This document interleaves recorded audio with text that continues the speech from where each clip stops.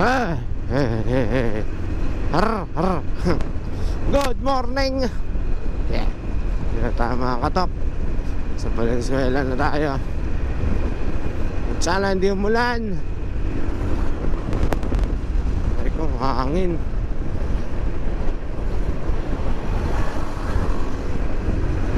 Ayun nga kagabi. Yan, pakita ko sa inyo yung upload video ko. Yan.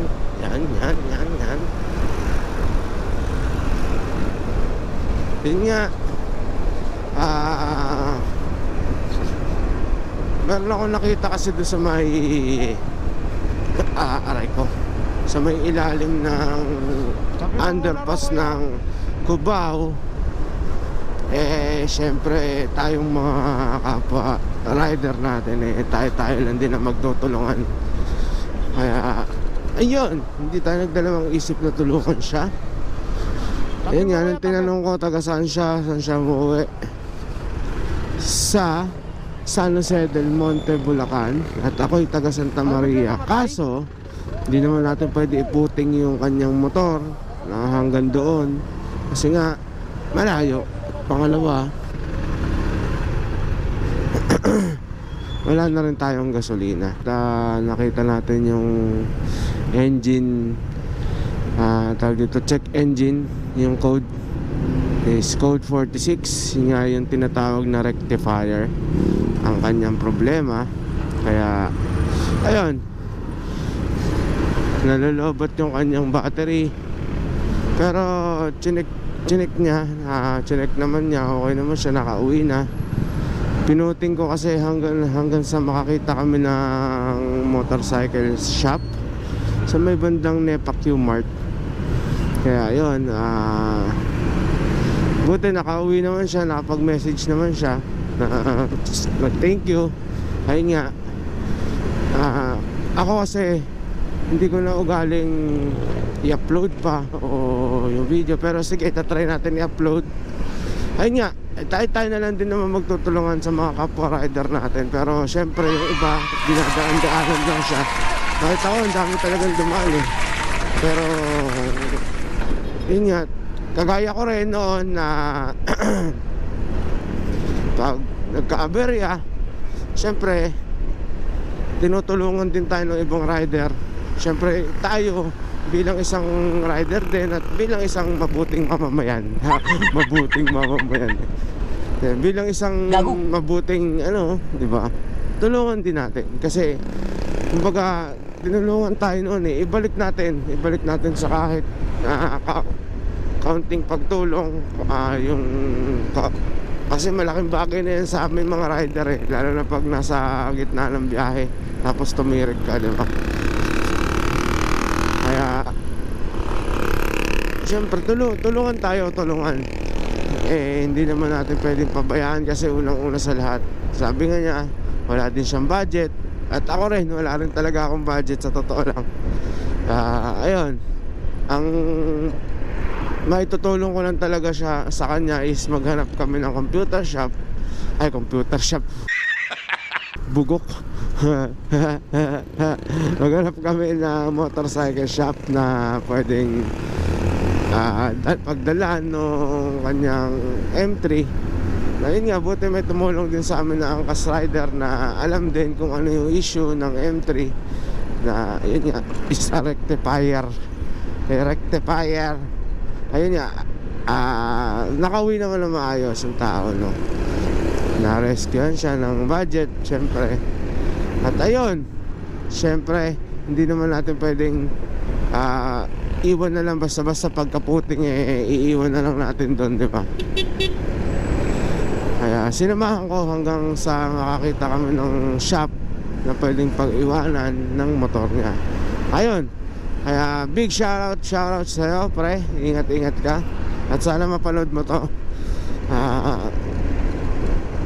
Sa konting pagtulong, okay lang yun. Normal yan, normal tayo nasisiraan. Tapos yung pagtulong, wala yun, okay lang yun. Walang kaso sa akin yun, walang problema sa akin yun. Ang mahalaga, importante. Joke lang. Ang importante, mahalaga. Kaya, importante nakauwi ka ng maayos, nadala natin yung motor mo sa dapat na mag-aayos. Alright. Kasi kagabi talaga naghihingalo rin talaga yung gasolina ko eh. Imigrasyon di.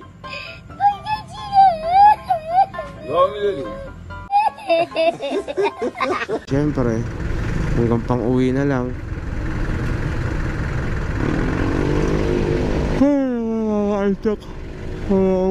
Time check, 6:10 tayo. Medyo magpapaspas tayo ng konti. At baka malate na naman tayo.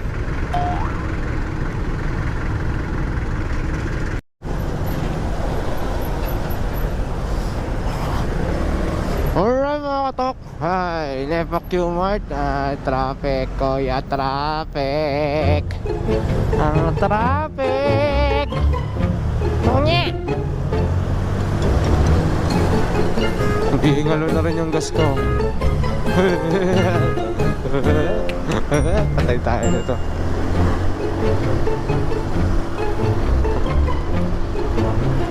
Ay, isa pa to si kuya. Ay, hindi, bukas lang yung kanyang GB box. Syempre sa ating mga rider, no, actually yung mga ganun, kahit ako na-experience ko yung ganyan, mas malayo pa yung nilakad ko. Hindi naman totally nakakaawa. Syempre tayong mga rider, tayo na lang din magtutulungan eh. Sino bang magpuputing nun, di ba? Sino bang hahatak nun? Alam mo, tumigil na sasakyan, di ba? Hindi, di ba? Tayo na lang din, tulungan na lang din natin, di ba? Alam mo, yung simpleng pagtulong, hindi naman mabigat, hindi naman masyadong mabigat yun eh. Di ba? Bukal sa loob yung pagtulong. Yun yung pinaka-importante sa lahat. Tumulong ka ng walang kapalit, tumulong ka ng yung tipong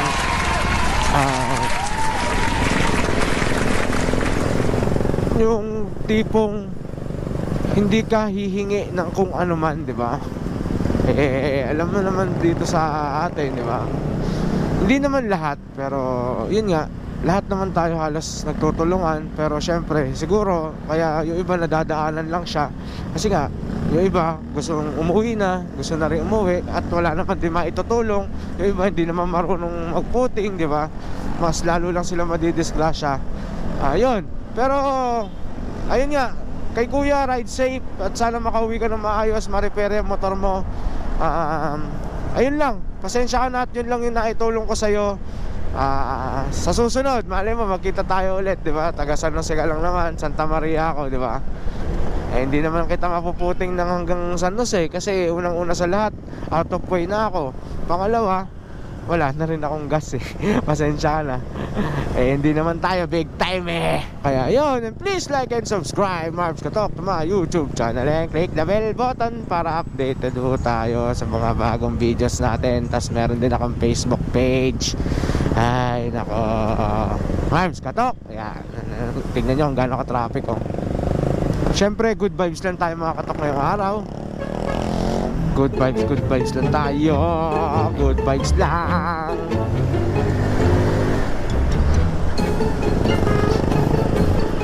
Good vibes lang. Alam, kulit ng busina.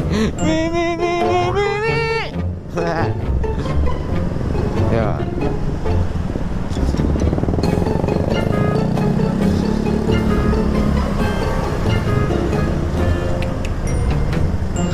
La napaka-traffic. Traffic na, gutom pa, wala pang gas. Patay tayo dyan. Dapat pala humigop muna ako dun sa Novo ko.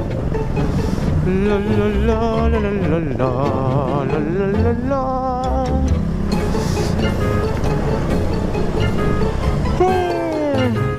Siguro makakatok mamaya na lang pag medyo may maluwag-luwag ng area, no? Kasi napaka-traffic talaga, sobra.